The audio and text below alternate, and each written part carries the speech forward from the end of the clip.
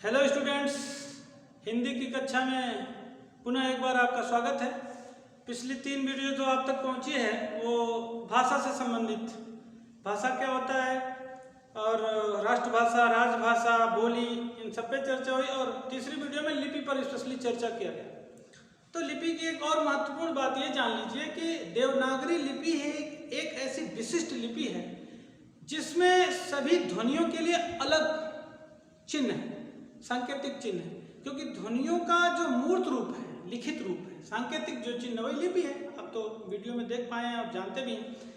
तो सिर्फ देवनागरी लिपि ही ऐसी विशिष्ट लिपि है कि जिसमें प्रत्येक ध्वनि के लिए, प्रत्येक आवाज के लिए एक अपना अलग चिन्ह है, एक अलग प्रतीक चिन्ह है, जिसको भाषा को अस्थायी रूप देने में हमें सहायता होती है। अब आज हम लोग चर्चा करेंगे साहित्य शब्द पर।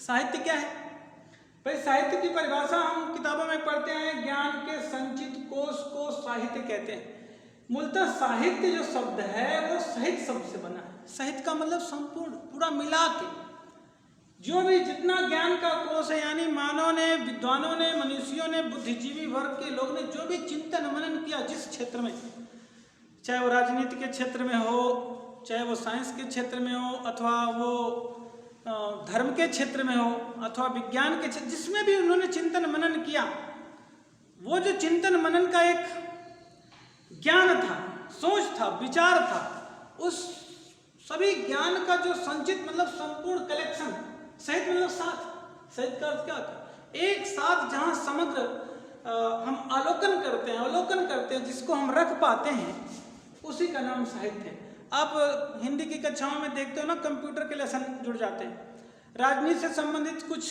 कहानियाँ जुड़ जाती हैं और अर्थशास्त्र से अर्थ संबंधी कुछ कहानियाँ जुड़ जाती हैं। इससे क्या होता है कि ये जो साहित्य है वो जो समय समय पर जो विद्वानों द्वारा और पंडितों द्वारा अपने जो संचित ज्ञान है उसके आधार पर जिन नवीन तथ्यों, नए विचारों का उद्गार किया, उन सभी का एक समग्र जो ज्ञान कोश है उसी का नाम साहित्य है। अतः हम कह सकते हैं साहित्य शब्द का अर्थ क्या है? साथ अथवा सब मिलाकर। क्या सब मिलाकर? सभी वो ज्ञान जो मनुष्यों द्वारा, विद्वानों द्वारा समय समय पर जो ज्ञान का आविष्कार किया गया, जो कुछ तथ्य निकल कर सामने आए, उन सभी का जो संचित, एकत्रित जो एक खजाना है, एक कोश है, उसी का नाम क्या है? साहित्य है। अब आप समझ पाए होंगे कि साहित्य क्या है। दूसरा ये कि साहित्य की कितनी विधाएं हैं। साहित्य के मुख्य रूप से 2 विधाएं, एक का नाम गद्य, दूसरा का नाम पद्य। तो इसको कहते हैं गद्य साहित्य अथवा पद्य साहित्य। गद्य साहित्य के अंतर्गत भी कई विधाएं हैं। विधाएं मतलब प्रकार, किस तरह गद्य में देखो कहानी लिखा जाता है, उपन्यास, रेखा चित्र ना, डायरी लेखन, आत्मकथा लेखन और बहुत सारे जो गद्य में लिखे जाते हैं। तो गद्य क्या है? गद्य एक विचारपूर्ण रचना है और पद्य क्या है? पद्य जो है एक भावपूर्ण रचना है। तो भावपूर्ण रचना को हम पद्य कहते हैं और विचारपूर्ण रचना को हम गद्य कहते हैं। ये 2 साहित्य के 2 अंग हैं, एक गद्य और दूसरा पद्य। हालांकि नाटक भी एक विधा है जिसमें गद्य और पद्य दोनों आते हैं, एक चंपू भी विधा है जिसमें गद्य और पद्य दोनों के अंश शामिल होते हैं, लेकिन मुख्य रूप से गद्य और पद्य 2 ही विधाएं हैं साहित्य की। पद्य में देखो आप क्या करते हो, पद्य लिखते हो, कबीरदास के पद आपने पढ़ाई है, कविताएं बहुत सारी, दोहा, चौपाई, सवैया, छंद और ये बहुत सारे जो पद्य की विधाएं हैं, यानी पद्य को लिखने का, पद्य साहित्य को लिखने के तरीके हैं। हम पद्य में भी लिख सकते हैं। अभी ललद्दत का वाक आप लोग जानते हो, है ना, सवैया जानते हो। अब तो इस तरह से बहुत सारे पद्य की भी विधाएं हैं और गद्य की भी अलग विधाएं हैं। अब आप समझ गए हो गद्य क्या है और पद्य क्या है, गद्य की विधाएं क्या हैं और पद्य की विधाएं क्या हैं, साहित्य क्या है। इतनी बात आप लोगों ने आज समझा होगा। देखिए, जब हम साहित्य पे चर्चा करते हैं तो मूलभूत रूप से हमको ये जानना है कि साहित्य का अर्थ साथ होता है। साथ मतलब क्या? पूरे ज्ञान भंडार के साथ जो एक कलेक्शन है, जो एक संकलन है, उसका नाम साहित्य है। उसमें मानव क्षेत्र ने, मानव समाज ने, मानव की मेधा ने, प्रतिभा ने जितना भी विकास किया, उन सभी ज्ञान का जो भंडार है उसी का नाम क्या है? साहित्य है।